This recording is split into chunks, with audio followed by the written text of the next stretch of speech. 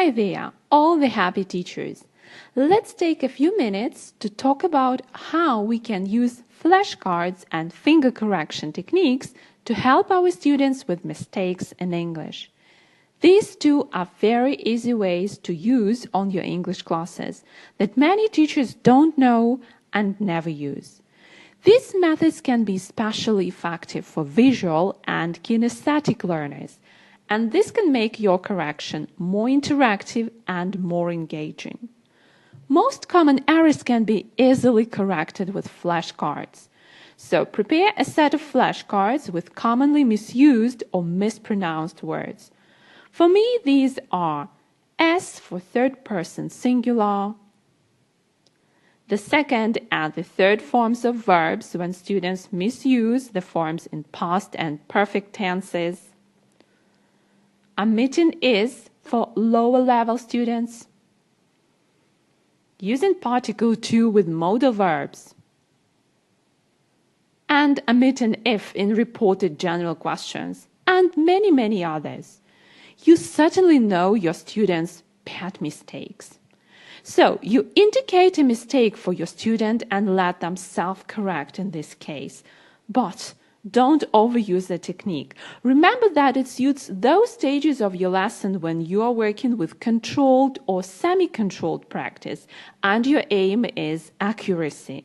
In all the other cases, it's better to provide delayed feedback at the end of the task or at the end of the lesson, not to interrupt the student's speech flow.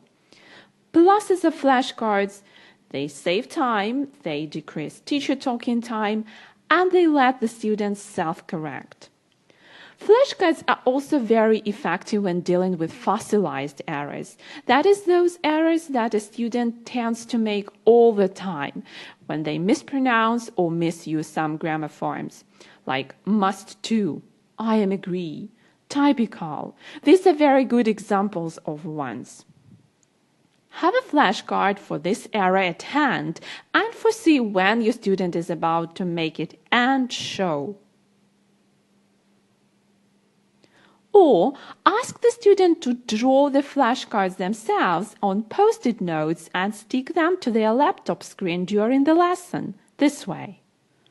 It will help them get rid of their fossilized errors much faster. Finger correction.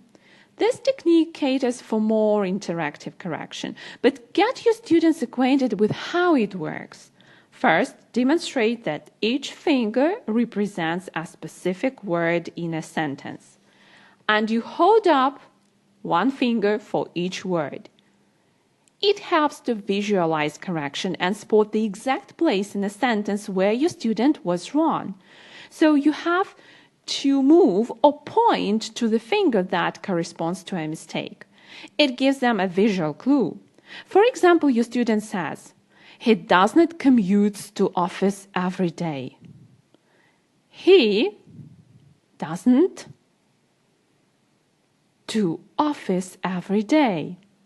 He does not to office every day. Or she don't like apples. She like apples. She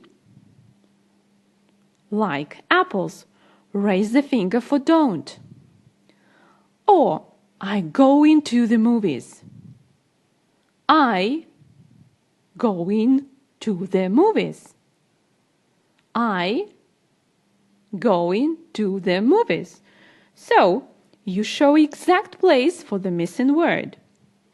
Why is finger correction good? It often requires little to no verbal correction from the teacher.